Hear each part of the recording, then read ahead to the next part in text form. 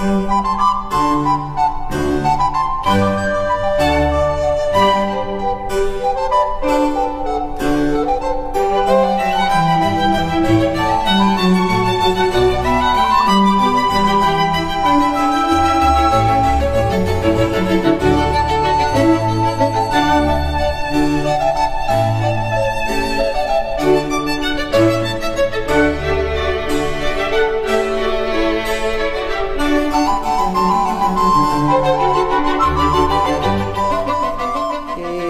continuación, entonces, la conferencia del doctor Jordi Peña Casanova sobre la estación de trabajo neuropsicológico, un avance conceptual, tecnológico y radical.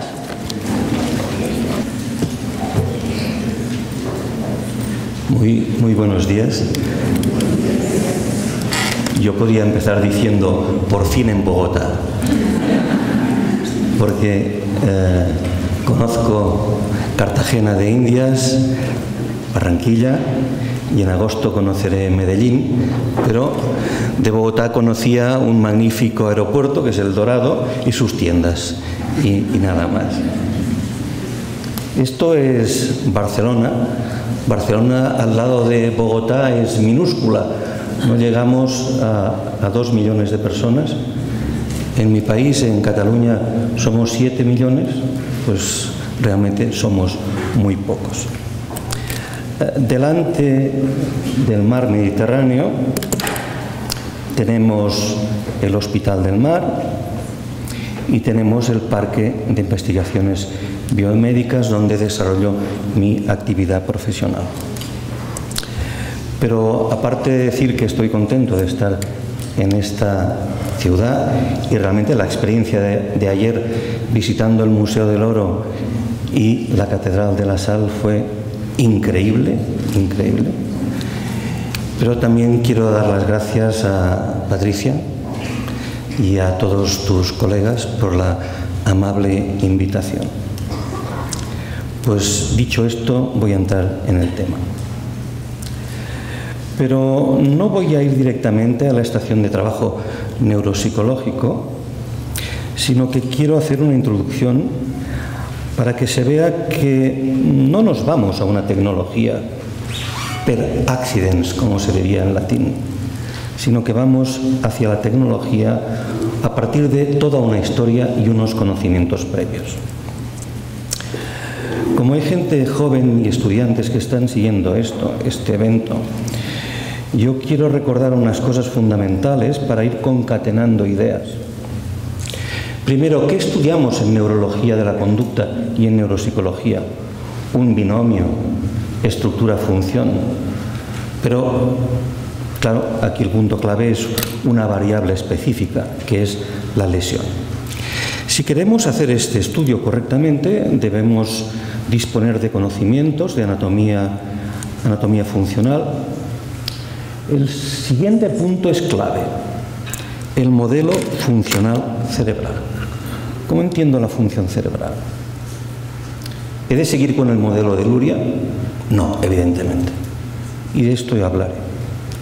Después he de tener ideas sobre la nosología específica, entidades clínicas que tienen implicación en la función cerebral.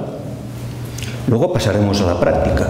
Los pacientes van a la consulta, hacemos un estudio clínico, una exploración, un diagnóstico y nos planteamos rehabilitación. Por esto yo llevo unos cuantos años defendiendo que debemos actualizar el modelo funcional cerebral y usando la palabra rusa perestroika. Streit es construir y perestreit es reconstruir. Realmente Alexandr Romanovich Luria hizo una perestroika en su época. Y nosotros no nos podemos quedar parados en la perestroika que hizo Luria. Hemos de continuar la perestroika. Hemos de actualizar la nosología y el punto 3, que es el punto fundamental de mi presentación. ¿Qué hacíamos y cómo podemos incorporar las nuevas tecnologías? Yo cuando hice mi tesis doctoral, mi tesis se titulaba Programa Integrado de Exploración Neuropsicológica Computarizada. Yo hice el test Barcelona, pero la última parte, lo de computarizada, fue un fracaso absoluto. ¿Por qué? Porque la tecnología de aquella época no nos permitía hacer nada. Asistí en aquella época al primer Congreso Europeo de Computadores y Neuropsicología. No se hizo el segundo, porque realmente un fracaso, no habían técnicas. Los Macintosh, aquellos antiguos. Vino de Canadá Michel Paradis con su Bilingual Aphasia Test y usaba cassettes en el ordenador. Claro, esto, si me permiten la broma, eran ordenadores antes del diluvio universal. Por último, quiero llamar la atención sobre que debemos de introducir taxonomías de rehabilitación, porque una cosa son los perfiles cognitivos y no rehabilitamos perfiles cognitivos, rehabilitamos personas y rehabilitamos actividades de la vida diaria. Pero bueno, yo voy a hacer aquí un breve esbozo de la perestroika con la siguiente idea.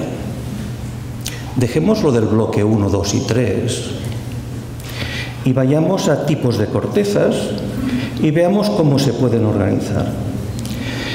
Y se organizan en sistemas córtico-subcorticales, y los sistemas córtico-subcorticales los podemos dividir en redes límbicas, redes asociativas y redes sensoriomotoras. Todo lo emocional cae en el ámbito límbico. Cuando tengo hábitos y sé las respuestas es porque estoy usando redes sensoriomotoras. Cuando entra uno a su domicilio y no tiene luz, automáticamente da el botoncito cuando pasa por el pasillo y enciende la luz. Pero cuando no tienes una respuesta dada, pones en marcha funciones ejecutivas que dependen de la red central, que es la asociativa. Esto es una simplificación académica, pero realmente en todos los momentos están participando estas redes que son córtico, estrío, tálamo, corticales. Para simplificar no hablo del cerebelo, pero es el otro circuito que se debe tener en cuenta. Con la siguiente idea: lo que se basa en rutinas, lo automático, lo que es sensoriomotor, se puede realizar con los circuitos rápidamente organizados por la función de los ganglios de la base. Lo que implica novedad, que implicará un control de alto nivel, será gracias a la función fronto-subcortical. Pero continuamente estamos trabajando con estas dos componentes, más obviamente lo emocional. De esta forma, lo que se basa en el estímulo son los reflejos, son los hábitos, son las habilidades, son los procedimientos. Y uno pues puede decir: oiga, pues mire, lo que está en el cuadrito superior derecho lo uso en los test neuropsicológicos.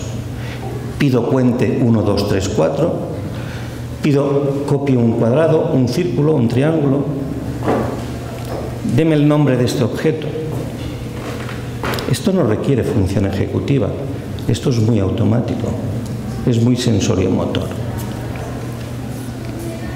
Incluso hacer gestos conocidos.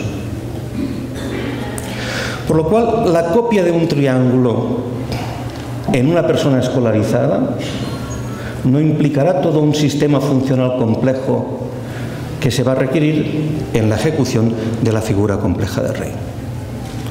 De manera que insisto en esto porque lo voy a usar en la interpretación de los resultados de los test. Lo que es de alto nivel, por ejemplo, resolver problemas, conductas dirigidas a un objetivo. En neuropsicología usaremos tareas como la figura de Rey, la Torre de Londres, el Wisconsin Car Sorting Test o el Trail Making Test parte B. Aquí se requiere una acción para tener lo que dice en inglés un outcome, un resultado. Y recordemos que podemos hablar de amplias redes y que realmente en los modelos funcionales cerebrales, y aquí lo digo de forma muy simplificada, nos faltaba un gran elemento. Es el elemento de la probabilidad que aparezca una conducta o aparezca otra conducta. Y a nivel de conducta social, va a aparecer un nuevo factor, que son los valores. Los humanos somos valores en acción. ¿Y dónde están los valores registrados en el cerebro? Que hace que aparezca una conducta u otra conducta. Y esto va a depender de lo que aquí se expresa como el behavioral biasing, que es la determinación que aparezca una conducta u otra en función de probabilidades determinadas por los ganglios de la base. He dicho pues estos conceptos: lo emocional, lo sensoriomotor, lo asociativo, el tema de los valores, las probabilidades de que aparezca una conducta u otra conducta. Y ahora la siguiente pregunta es, oiga, ¿y en los test neuropsicológicos qué tipos de variables estamos usando?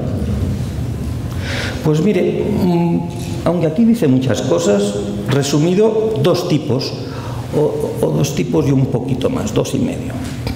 Primer tipo, las variables neuropsicométricas, donde necesito datos de edad, escolaridad, sexo, básicamente, información de una persona. Por ejemplo, la resolución, la copia adecuada de la figura compleja de Rey. Aquí el peso de la edad, la escolaridad, es claro. Por ejemplo, nombres de animales en un minuto. Si no tengo en cuenta estas variables, no haré neuropsicología científica. Las otras variables que están en rojo son las que hemos dado en llamar, siguiendo a un autor que es Koziol con Budin, son las variables llamadas patognomónicas o lurianistas. Quiere decir, toda persona normal debe de realizar normalmente aquella tarea. Si yo le pido a una persona castellano hablante que me repita gato, libro, mesa, biblioteca, lo tiene que hacer bien. Si lo hace mal, es indicativo de lesión cerebral. Es dicotómico. Si le pido a una persona que me repita sotupo, adicapo, vasomida, paplur, pseudopalabras, aquí quizá va a cometer un error, pero en principio, si le doy 10 elementos, pues un 9 lo aceptaría. Si no oye bien, ojo, es otra historia. En resumen, si realizo o preparo una exploración neuropsicológica, he de valorar lo que he dicho antes: lo emocional, lo asociativo, lo sensoriomotor y el tipo de variables, porque en función del tipo de variable voy a necesitar datos normativos más o menos importantes. De esto no digo más, de la autorización de la nosología neuropsicológica, es que se deben de revisar no las enfermedades habituales, las más prevalentes, sino todas aquellas que nos pueden generar un impacto en la cognición, en los estados psicológicos y en el comportamiento. Recordando, amigos psicólogos, neuropsicólogos, que la lesión tiene una fisiopatología, tiene una patocronia, es decir, en el tiempo, tiene una evolución, una topografía, una intensidad, y que la clínica se va a manifestar en 3 ámbitos: trastornos neurológicos, paresia, temblor, trastornos campimétricos, trastornos cognitivos, afasia, apraxia, agnosia tradicionales, y los trastornos psicológicos del comportamiento como depresión, delirios, alucinaciones, ansiedad, conductas aberrantes, etcétera, etcétera. Esto me lleva a la siguiente idea. Si quiero hacer una exploración neuropsicológica completa, no me puedo quedar con lo tradicional que está en el medio, que ha hecho siempre la neuropsicología: la afasia, la apraxia y la agnosia. Pero obviamente la gente no se queja de que tienen una apraxia ideatoria o idiomotora, porque además en la vida diaria no aparecen. La gente se queja de problemas en las actividades de la vida diaria. Así que hemos de hacer un enfoque completo viendo los 3 elementos de la clínica más su impacto en las actividades de la vida diaria, divididas en avanzadas, instrumentales y básicas. Bien, dicho esto, vamos a actualizar la exploración neuropsicológica. ¿Qué nos ha dicho la neuropsicología tradicional y específicamente la cognitiva? Mire, yo voy a aplicar un test neuropsicológico para ver si, en función de los resultados, se indica la probabilidad de la existencia de lesiones cerebrales. Esta es una opción. La opción 2, y entre paréntesis al final dice Ellis y Young, es la propia de la neuropsicología cognitiva y nos especifica que me interesa conocer un perfil cognitivo, qué hace bien y qué hace mal una persona. De hecho, los clásicos ya lo planteaban así, porque claro, la afasia de Wernicke, ¿qué es? Es un perfil cognitivo. Habla de forma distorsionada, quizá con una jerga, y no comprende. ¿Qué pasa en el afásico tipo Broca? Reducción verbal, si es máxima, mutismo afásico y relativa preservación de la comprensión. Pero he añadido estos dos puntos. Valoremos los trastornos psicológicos y del comportamiento, porque a lo mejor en una persona determinada el síntoma fundamental es la conducta y una apatía. Y si no lo valoras, no has hecho una exploración neuropsicológica completa. Y valoremos también las actividades de la vida diaria. En textos en lengua inglesa se diferencia de forma muy clara el testing del assessment. El testing en el sentido de administrar un test, una batería, y el assessment es mucho más. Es lo que estoy aquí defendiendo. Es administrar los test, pero intentar responder a preguntas. Intentar hacer una valoración integral. ¿Cuál es la situación neurológica? ¿Cuál es la situación cognitiva? ¿Cuál es la situación de la conducta? ¿Qué impacto tiene en la vida diaria? Porque a veces puede salir muy patológico un test de denominación de Boston.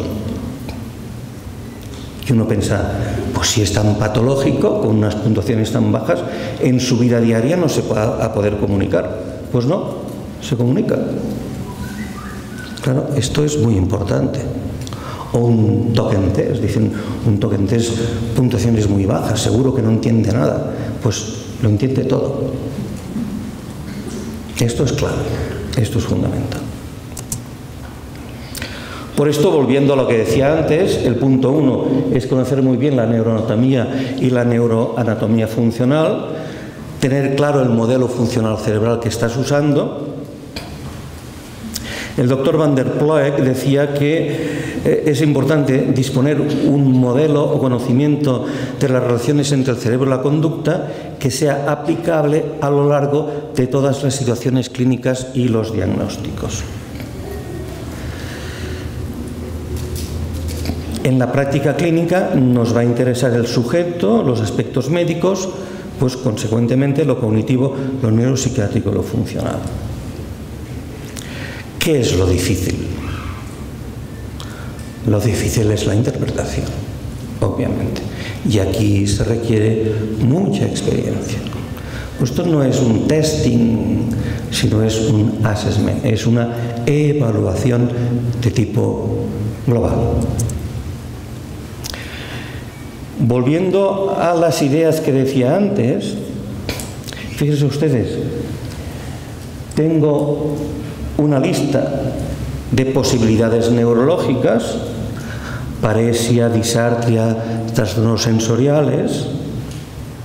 Voy a tener datos que me los puede aportar en un instrumento, como es el test Barcelona, de tipo patognomónico, y voy a requerir instrumentos de tipo neuropsicométrico.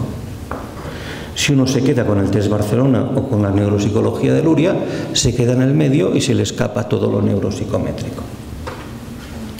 Si uno se mueve en lo neuropsicométrico y no tiene en cuenta datos de tipo lurianista, datos que están en el test Barcelona, se va a quedar con falta de información. Ya se entiende pues que estoy insistiendo o voy a insistir en la integración de los datos. ¿Qué le voy a pedir, pues, a una estación de trabajo en el cambio radical? Pues mire, poder registrar las características del paciente, poder hacer una historia clínica, poder incluir una entrevista clínica neuropsicológica dirigida. Para los casos que sea interesante disponer de una sistematización y automatización de la historia del desarrollo, por ejemplo, en mi hospital que hacemos cirugía de la epilepsia, la historia del desarrollo en los epilépticos es fundamental. Requeriré la posibilidad de registrar los antecedentes familiares, los hábitos personales, los antecedentes patológicos personales, negativos, activos y pasivos, los fármacos que está usando una persona, registrar los datos de la exploración física y neurológica, las exploraciones complementarias y, dentro de lo complementario, la neuroimagen. Porque puedes tener un perfil cognitivo que sea totalmente compatible con la neuroimagen, un perfil cognitivo que dices, pues esto no me cuadra con lo que estoy viendo en la neuroimagen. O pequeños síntomas que no le darías mucha importancia, pero dispones de una neuroimagen en la cual se observa patología vascular subcortical y que entonces cambien tus ideas. Voy a intentar que en la estación de trabajo disponga de los test neuropsicológicos, pero siempre antes los datos preliminares, que es lo que hacemos siempre. Antes de iniciar una exploración neuropsicológica, quiero saber si me colabora, cómo está la atención y que tenga una vigilancia normal, porque si está en un cuadro confusional, el diagnóstico es cuadro confusional y ya no sigo en la exploración neuropsicológica. Luego necesito definir el estado neuropsiquiátrico, definir el estado funcional con escalas de la vida diaria y escalas de deterioro global, y luego los perfiles cognitivos. Por esto, en la estación de trabajo que les voy a enseñar, hemos incluido una parte donde está los test de screening para una consulta de demencia rápida médica, y los test ya detallados, como son el proyecto Neuronorma o el test Barcelona. Recordando que siempre hacemos una exploración neuropsicológica modular, desde lo básico, lo general, lo específico y llegando a las exploraciones ideográficas, el N igual a 1 de la neuropsicología cognitiva. De hecho, Luria usaba e intentaba hacer pruebas según hipótesis, buscar dónde está el fallo dentro de los mecanismos cognitivos. ¿Y ahora qué hago? Claro, porque uno va siguiendo las ediciones del libro de Isaac y bueno, es increíble lo que se hace en el mundo. Hay libros sagrados como este, o el libro de Mitsushima u otros, las Biblias. Pero después tú estás en tu país, en tu ciudad, y dices, ¿y yo qué puedo obtener? ¿Tengo datos normativos de la figura de rey de mi población? ¿Qué me venden las casas que editan test? Ese es el punto clave, bajar a lo terrenal, sin caer en las trampas.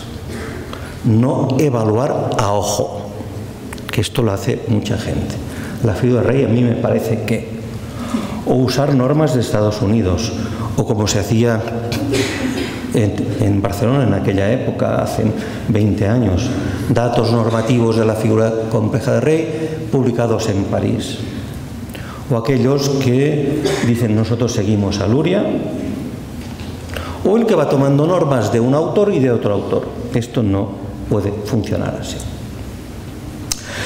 Por esto, en el año 2009, después de varios años de trabajo, conseguimos publicar un monográfico de la revista Archive of Clinical Neuropsychology con 7 artículos en donde está todo el resultado del estudio normativo del llamado proyecto Neuronorma. En resumen, Pues ya tengo los datos de un proyecto, que es el proyecto Neuronorma, donde he estudiado 356 controles, he estudiado casos de Alzheimer y he estudiado casos de trastorno cognitivo leve, y además ahora hemos estudiado gente joven y estamos ampliando. Pues vamos a colocar estos datos en el sistema informático para que automáticamente me haga las correcciones por edad y escolaridad y me genere un perfil cognitivo. Y como también lo tenemos con el test Barcelona, pues idem, eadem, idem. Y este es el gran proyecto que está también desarrollándose en Colombia con la doctora Patricia Montañés. En el 2012 ya publicamos una revisión sobre la neuropsicología de la enfermedad de Alzheimer, y aquí está el resumen de la batería Neuronorma. Como será mi siguiente charla, después ya la veremos con más detalle, pero yo lo que puedo decir aquí es que la batería Neuronorma es el abanico básico de los test internacionalmente reconocidos en una exploración neuropsicológica psicométrica. Que faltan cosas, por decir, oiga, ¿y por qué no está el Wisconsin Car Sorting Test? Bueno, ya estamos escribiendo el artículo, ya lo tenemos. Faltarían versiones de tal. Disponemos del Neuronorma Plus.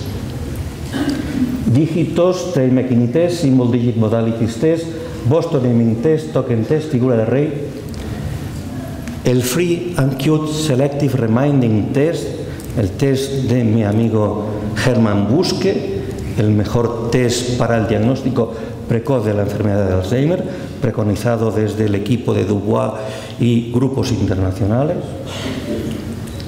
Fluencias de animales, de palabras que empiezan por la letra P, el test de Stroop, la Torre de Londres, el juicio de orientación de letras y un test de percepción y reconocimiento visual y espacial, que es el BOSP. Me permito recordar aquí que cuando hacemos exploraciones neuropsicológicas vamos a usar documentos y vamos a generar documentos y papeles. Porque si me pido a una persona que me copie un cubo o una figura de rey, esto es un documento fuente. Si escribo la historia clínica, esto es un documento fuente. Si tengo una neuroimagen, la neuroimagen, no el dictamen, es un documento fuente. Y a partir de todos estos documentos fuentes, que a veces se quedan desperdigados en historias clínicas, en papel, en sobres, etcétera, etcétera, esto es un problema, se generan los informes neuropsicológicos. Yo, leyendo muchos informes neuropsicológicos en las tierras ibéricas, les voy a ser sincero. Tengo que hacer actos de fe, me lo he de creer. El informe no está sistematizado, no me dan puntuaciones brutas, no sé de dónde han sacado los datos normativos, no veo las producciones de los pacientes, no tengo datos que pueda yo verificar, me lo he de creer, acto de fe. Esto no puede ser. Cuando alguien pide una analítica de glucosa le dan las normas del laboratorio. Aquí debería ser lo mismo. Por esto hemos de racionalizar, hemos de sistematizar, hemos de dar transparencia a los procesos, hemos de usar datos normativos y usarlos correctamente, y un punto clave está en la conormalización. En el año 1992 se publicó un monográfico en la revista The Clinical Neuropsychologist de psicólogos y neurólogos de la Mayo Clinic, titulado el proyecto MOANS, Mayo Older American Normative Studies. Cuando yo vi esto dije, esto lo quiero para mí. Costó tiempo, pero al final lo conseguimos y disponemos de lo que se hizo en la Mayo Clinic con datos multicéntricos españoles. Ahora se está haciendo en México, se está haciendo en Colombia, se va a empezar en Portugal y vamos a crear el consorcio de la exploración neuropsicológica sistemática y de la estación de trabajo. La palabrita conormalización es fundamental, porque los test se normalizan en la misma población y con la misma metodología estadística, con lo cual los test son comparables entre sí. Y si digo que hay una disociación entre la denominación y la memoria, o entre la memoria visual y la memoria verbal, esto tiene consistencia. Esto es fundamental. Bien, entonces se trata de disponer de un sistema, de un ordenador central, redes. Estos son mis estudiantes en su despachito haciendo sus informes de neuropsicología. A la derecha tenemos a un colaborador mío, Gonzalo, con la opción de la tablet, o incluso si falla el sistema con un teléfono de última generación podemos controlar todos estos datos. Es decir, vamos a crear, con todas las premisas que he dicho, una estación de trabajo neuropsicológico. En la estación de trabajo hemos integrado también el test Barcelona. Si integro el proyecto Neuronorma con el test Barcelona, estoy integrando la neuropsicometría compleja con lo básico, con lo lurianista, con lo dicotómico.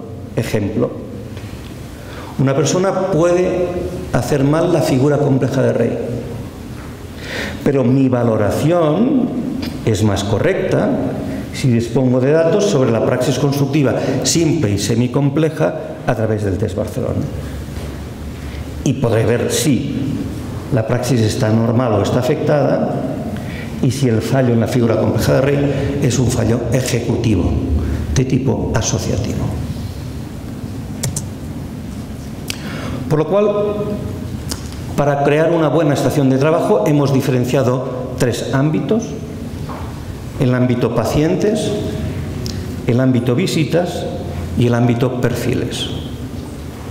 Pacientes es un ámbito de gestión, de registro, de realización automática de informes. El ámbito visitas es el ámbito médico y el ámbito de perfiles es el ámbito real del neuropsicólogo. De estos hay tutoriales y en YouTube y en la propia página. Esta sería cuando entras. Si he creado tres ámbitos, pacientes, visitas y perfiles, pues he de poder navegar entre estos ámbitos y aquí me aparece mi lista de pacientes del centro y de poder navegar obviamente dentro de cada paciente. En el ámbito pacientes, esto está en un vídeo, dispondré del registro, del curso clínico, de los informes y una anotación de las tareas pendientes. Estos son los botones donde tengo el registro, el curso clínico, los informes y las tareas pendientes. En el curso clínico me van a aparecer todas las visitas que vaya haciendo, los textos uno detrás de otro.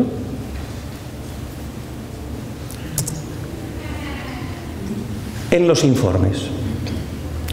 Los informes, está preparada esta página para que una vez he terminado mi trabajo, abra una de estas pestañas y genere el informe de mi visita. O, en lugar de generar textos y perfiles gráficos, simplemente con uno de estos botones generar únicamente perfiles gráficos o gráficas de seguimiento. O, como cuando he acabado mi trabajo, debo de guardar los papeles, los documentos fuente. Los documentos fuente se colocan en un escáner, se escanean y se guardan en el sistema. Este sería un ejemplo de cómo en un paciente se han generado informes de la visita 1, de la visita 2, de la visita 3. Después lo voy a detallar un poco. Si le pido al sistema que me haga un perfil gráfico con los resultados de los test, yo a una persona le he administrado el test 3 veces o 2 veces, Le puedo pedir que me haga una gráfica con los dos test, de forma que podré ver con los perfiles superpuestos si son iguales, si han habido cambios. Este sería un ejemplo de informes de perfiles, donde me dice, en este caso, que se ha administrado el test de neuronorma cuando la persona tenía 34, 34 y 35 años, en el año 2012, en el mes 5, en enero del 2013 y en septiembre del 2013. Y el sistema me genera estas gráficas. Yo cuando veo esto, realmente, y comparo cómo hemos trabajado, es que realmente es el cambio que decíamos, Patricia, es el cambio radical. De tener documentos perdidos, no tener datos normativos, a tenerlo todo organizado. Esto realmente merecía la palabra radical en el título de mi presentación. Hay un espacio para anotar tareas pendientes, porque si el paciente vuelve a la siguiente visita, que te acuerdes de que tenías que pedir, por ejemplo, un escáner o lo que sea. Aquí se ve cómo se han guardado imágenes del paciente, se ha hecho una selección del escáner o de la resonancia magnética, y aquí se ven lo que el psicólogo ha administrado, la figura de Rey, en copia, a los 3 minutos, a los 30 minutos, el protocolo del Free and Cute, el Symbol Digit, el TMTA, el TMTB, etcétera, etcétera. El sistema nos permite agrandarlos para verlos en una sesión clínica. El sistema nos permite seleccionar pacientes y ver todas las imágenes. Por ejemplo, quiero ver todas las figuras de Rey que tengo en mi banco de datos. Las selecciono y me van a aparecer una detrás de otra todas las figuras de Rey. Esto era increíble hace unos años. Cuando querías buscar la figura de Rey, ir historia por historia, buscarla, y después, si las has sacado y las has colocado en una carpeta, ¿quién las vuelve a poner en las historias? Dramático. En el ámbito de visitas voy a tener la historia clínica, los antecedentes, las exploraciones complementarias, los diagnósticos y los tratamientos. Para que vean un poquito, y para no tener que entrar en YouTube, y para que sea ahora un poquito más relajante y divertido, les pongo en marcha este vídeo. Espero que funcione.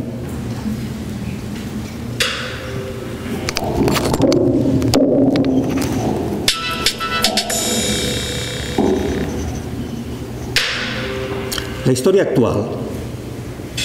La historia actual contiene el motivo de consulta, un espacio para redactar la historia actual, un espacio para datos de historia clínica que no aparecerán en el informe y unas variables codificadas, como son la forma de inicio, la fecha de inicio, la forma de evolución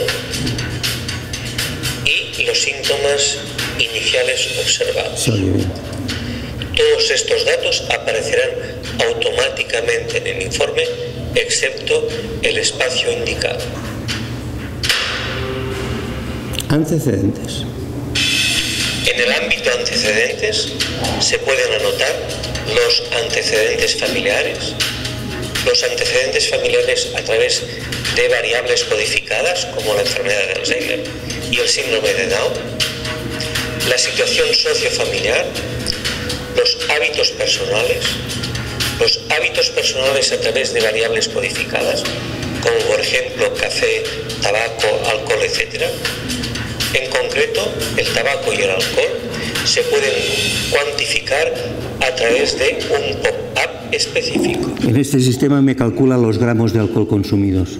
Se continuará con los antecedentes patológicos personales, con la posibilidad de administrar una escala de isquemia, y a continuación los antecedentes patológicos personales a través de variables codificadas.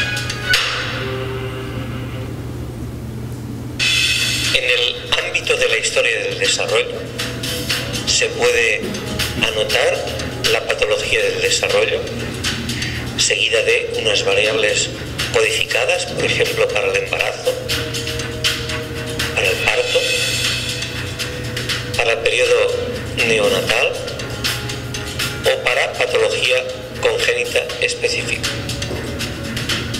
A continuación, se puede anotar el desarrollo sensorial, motor, verbal y social, con una serie de variables codificadas en cuanto a visión, audición, motor, lenguaje y conducta social. Y por último, la historia escolar, con unas variables codificadas específicas sobre lectura y escritura, problemas en rendimientos aritméticos y el nivel final alcanzado. Los fármacos son fundamentales. En el ámbito fármacos existe un espacio para su registro. Además, los fármacos vienen codificados en dos grandes ámbitos: fármacos del sistema nervioso, divididos en ansiolíticos, hipnóticos, antidepresivos, antimaníacos, etcétera, etcétera, y fármacos generales divididos en antiácidos, antidiabéticos, antitrombóticos, antiagregantes, etcétera, etcétera.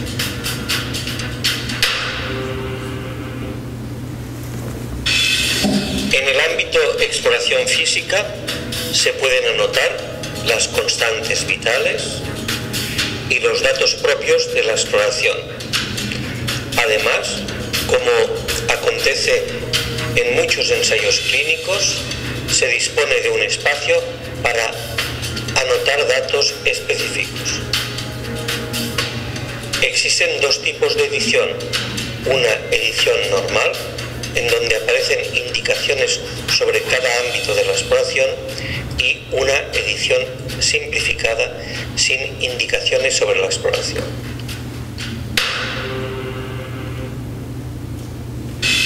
En el ámbito de la exploración neurológica existe un espacio para anotar sus resultados. Además, se pueden anotar una serie de variables codificadas divididas en vigilancia, colaboración y existencia de afasia, pares craneales, función motora, sensibilidad, estática y marcha, coordinación y reflejos. Todo este conjunto de ámbitos se puede editar de forma simple o de forma codificada. Al señalar edición codificada, cada uno de los ámbitos se divide en subámbitos para poder marcar los resultados.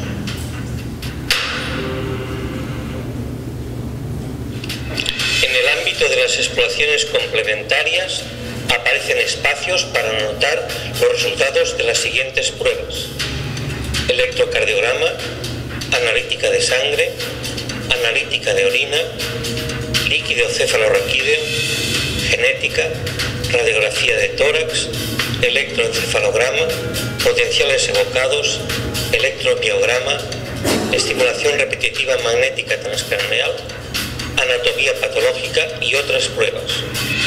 En cada ámbito se puede anotar si la prueba ha resultado normal, anormal, no clínicamente significativa o anormal, clínicamente significativa. Obviamente se deberá anotar la fecha de realización de cada una de las pruebas.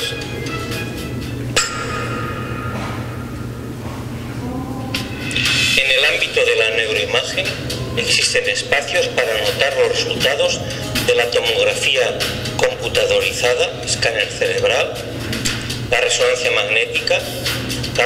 magnética funcional, la resonancia magnética para el estudio de tractografía y su uso en neuronavegador, el SPECT cerebral, SYSCOM, DAT-SCAN y la tomografía de emisión de positrones.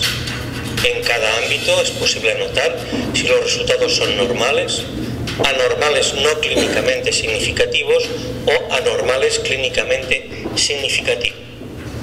Para el escáner cerebral y para la resonancia magnética es posible entrar la información de forma codificada. En este caso se abrirá un menú para poder anotar los datos de forma detallada.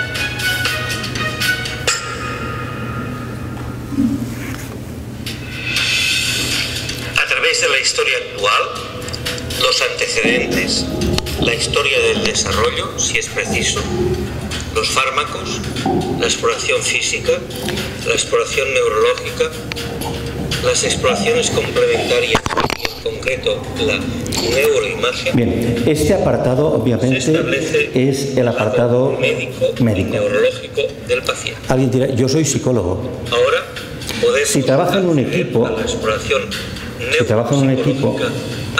el neurólogo o el médico se hará responsable de su parte.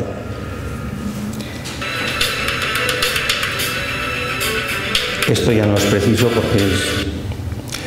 Insisto, que si alguien trabaja en un equipo, cada clínico se hará responsable de su parte.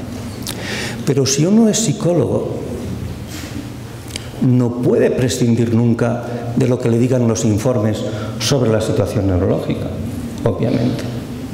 Es decir, que esta parte, como todo el sistema, se debe de usar con inteligencia y de forma modular, en función de lo que necesitas. Pues voy a continuar. Pueden ver más vídeos. Yo he querido enseñar este precisamente porque era más fácil de explicarme. Y ahora voy a continuar en donde estaba. Lo que les he enseñado hasta ahora, a ver si esto se baja. Ahora. Eran estos botones, la historia, los antecedentes, etcétera, etcétera. Los diagnósticos. ¿Cómo vamos a codificar los diagnósticos? Pues mire, la propuesta aquí es 3 diagnósticos. 1, el nosológico, ¿qué enfermedad tenemos? 2, el topográfico, ¿dónde están las lesiones? Y 3, el cognitivo. Que deberían tener una lógica. Por ejemplo, diagnóstico nosológico, accidente vascular cerebral isquémico. Diagnóstico topográfico, temporal posterior superior izquierdo. Y diagnóstico cognitivo, afasia de Wernicke o afasia de Wernicke más lo que sea. Si hacemos esto en 3 ámbitos, después cuando busquemos los pacientes será mucho más fácil. Vamos al ámbito de los perfiles. En el ámbito de los perfiles tendremos el inicio, las condiciones de la exploración y la vigilancia, las escalas, los perfiles. Los perfiles no es más que los test organizados en baterías, un espacio para otros test y el punto clave. El punto clave, que es una sistematización de campos de texto libre en donde el psicólogo hace el informe, en donde realmente va a tomar toda la información y va a sacar conclusiones de cómo está el lenguaje expresivo, la lectura, la escritura, las praxias, la memoria, la abstracción, etcétera, etcétera. Miren, en el ámbito perfiles, las funcionalidades son el inicio, ansiedad y depresión, lo neuropsiquiátrico, que es una escala del test Barcelona 2, la escala de Blessed, de demencia, la escala de actividades de la vida diaria, ACFAX, la escala global de demencia, GDS-FAST, el Clinical Dementia Rating de la Universidad de Washington y el índice de Bartel. Aquí tengo los perfiles neuropsicológicos. Si hago clic aquí, me aparecerá lo básico para una consulta de demencias. Si hago clic aquí, me aparece el test Barcelona. Este solamente lo vemos en un hospital del Mar porque estamos desarrollando el test Barcelona 2. Aquí el proyecto Neuronorma y otros test.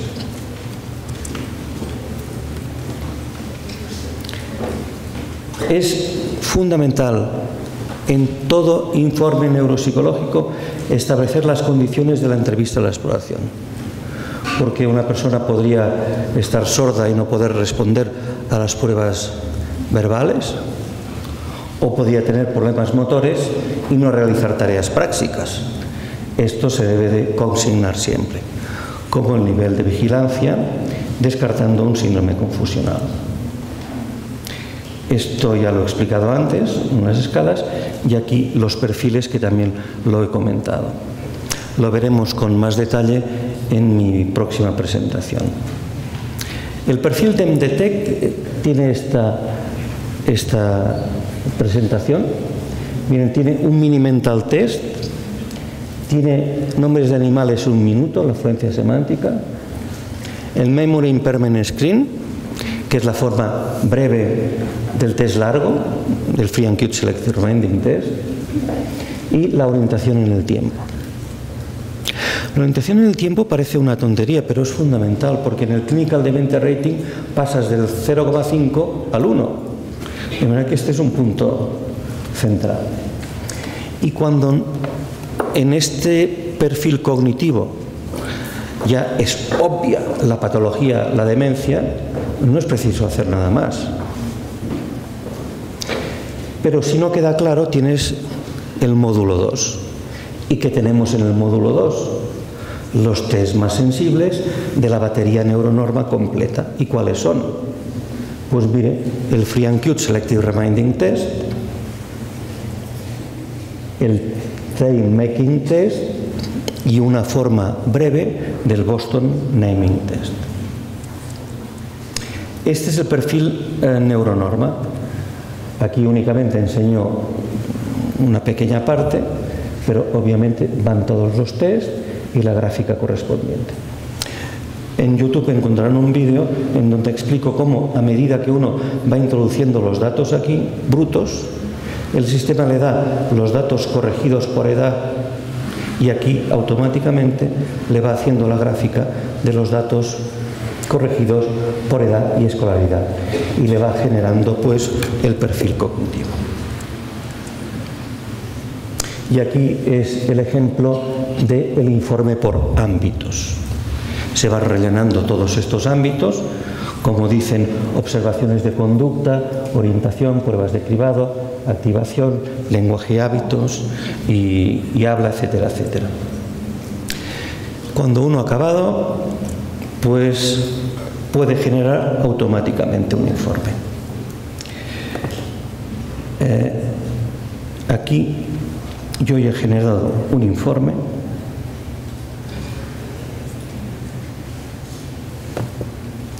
para que puedan, voy a enseñar otro.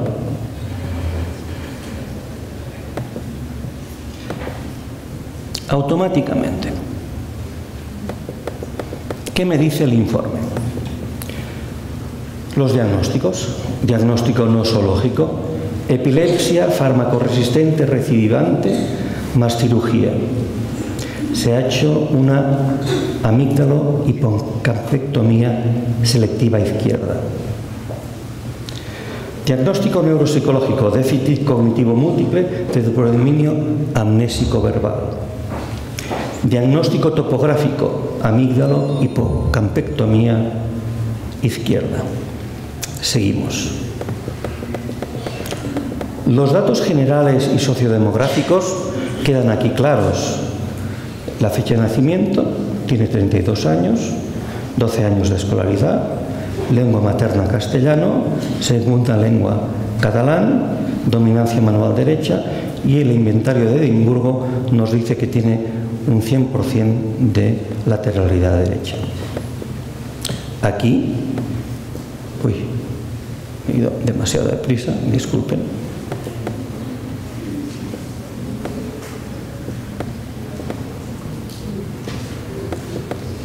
Aquí me dice los fármacos que está tomando aquella persona, la nota de curso clínico que ha escrito el neuropsicólogo,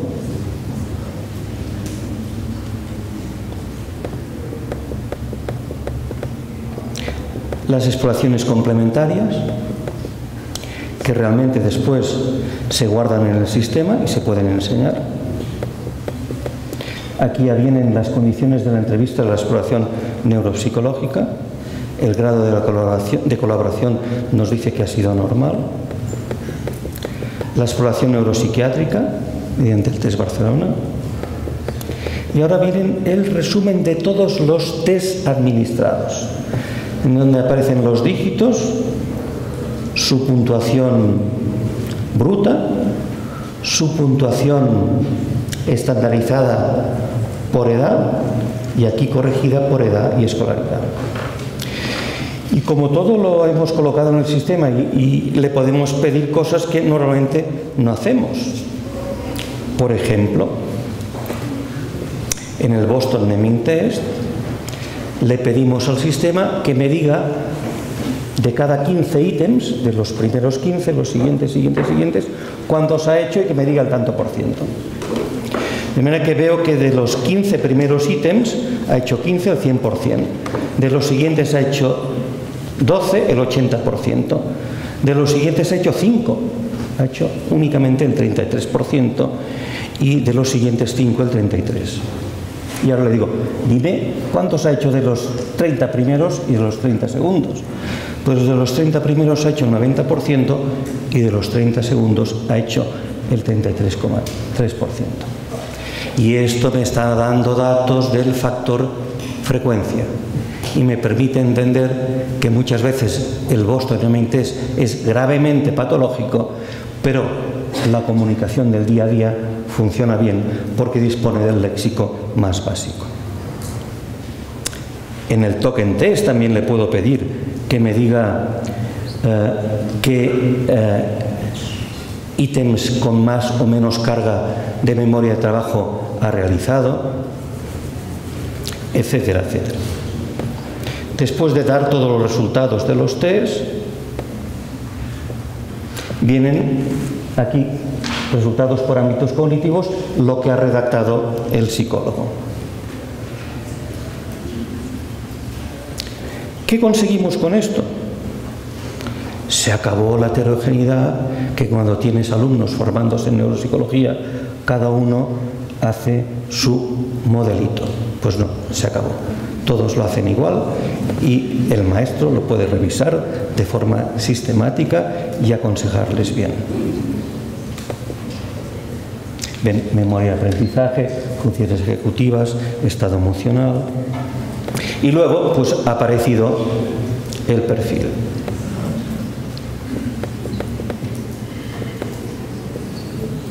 Se acabó de dibujar gráficos, te lo hace el ordenador.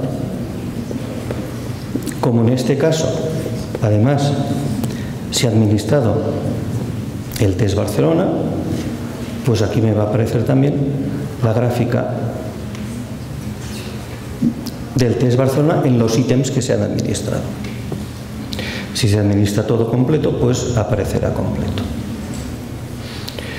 Yo pienso que con este ejemplo de los perfiles ya puedo continuar la presentación e ir acabando. Los casos clínicos son realmente muy ilustrativos. Nosotros tenemos muchos pacientes, los pacientes los estudian nuestros estudiantes y en las sesiones clínicas a las cuales Patricia asistía los lunes, se presentan en pantalla las gráficas, se discuten. Aquí se ve muy claro una esclerosis hipocámpica derecha con una caída brutal en la memoria visual. O aquí, con una esclerosis hipocámpica izquierda, ha caído predominantemente la memoria verbal, pero la visual también está en los límites. Claro, podemos meter muchos datos en el sistema. La gracia es sacarlos. Pues bien, hemos hecho una funcionalidad que todos los datos se exportan a Excel y de Excel a la estadística. Todos los datos que ya tenéis aquí en Colombia recogidos en el sistema, pues pasarán a Excel y podréis hacer el estudio correspondiente. ¿Qué está en curso actualmente? El Neuronorma Jóvenes, que hemos ampliado la estandarización, la tesis doctoral de Natalia Martín, el Neuronorma Plus, en este momento estamos redactando los artículos, Neuronorma México, Neuronorma Colombia, Neuronorma Portugal, y yo realmente estoy muy ilusionado en poder hacer un consorcio y compartir datos. En resumen, podemos definir patrones, perfiles clínicos, de forma automática, sistemática, teniendo en cuenta datos normativos. Les he mostrado cómo podemos recoger los datos neurológicos, cognitivos y neuropsiquiátricos, cómo lo podemos hacer de forma modular. Como una cosa es hacer testing, pero al final lo tengo todo global, como se dice en inglés, comprehensive, para hacer un assessment. Y cómo les he demostrado de lo que existe a lo que hemos hecho posible y disponible. Les he presentado un sistema que pretende ser sistemático, pretende registrar datos que quedarían dispersos, te permite llevar un control global de lo que estamos haciendo en un servicio, los datos están conormalizados, hemos automatizado, ahorramos una cantidad de papel y de tiempo increíble, es integral, genera perfiles gráficos, pretendemos que sea transparente y la gracia de la computación en la nube es que lo podemos ir ampliando. Y si tú detectas un error, lo corriges y todos los usuarios tienen de inmediato el sistema corregido. Lo que habíamos hecho de forma piloto en España era una cosa mucho más sencilla en un CD y el CD se regalaba. Pero si detectas un error, tienes que crear de nuevo los CDs para todos. Esto no puede ser. Con dos ideas claras finales. No sustituimos al neuropsicólogo, sino que modernizamos, actualizamos y le facilitamos su tarea. Y yo quiero acabar con estas imágenes del equipo de Colombia y felicitaros por tomar esta iniciativa y acabar con un verso en mi lengua, en catalán, que lo entenderán fácilmente porque además está en castellano debajo. Me exalta lo nuevo y me enamora lo viejo. Me enamora toda la tradición neuropsicológica, todo lo que hizo Luria, lo que estoy ahora colgando en un blog. Pero hemos de hacer como Luria, moverse, avanzar, porque si no, tenemos el pedestal de Luria encima que no nos deja avanzar. Me exalta lo nuevo, me enamora lo viejo. Y, queridos amigos jóvenes, por favor, que os exalte siempre lo nuevo. No os quedéis parados. Muchas gracias por vuestro tiempo.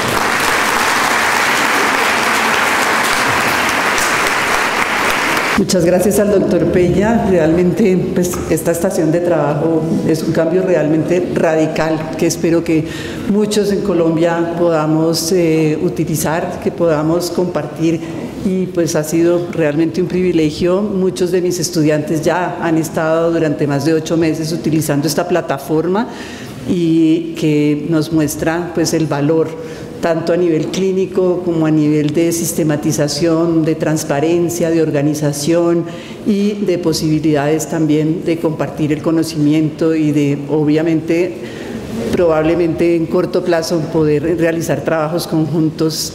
Luego en la tarde veremos en la aplicación clínica de esto que ha presentado el doctor Peña en sus cantidades de trabajos interesantes, en particular hoy en torno a las demencias, y luego yo presentaré los datos preliminares de lo que estamos haciendo con Neuronorma Colombia.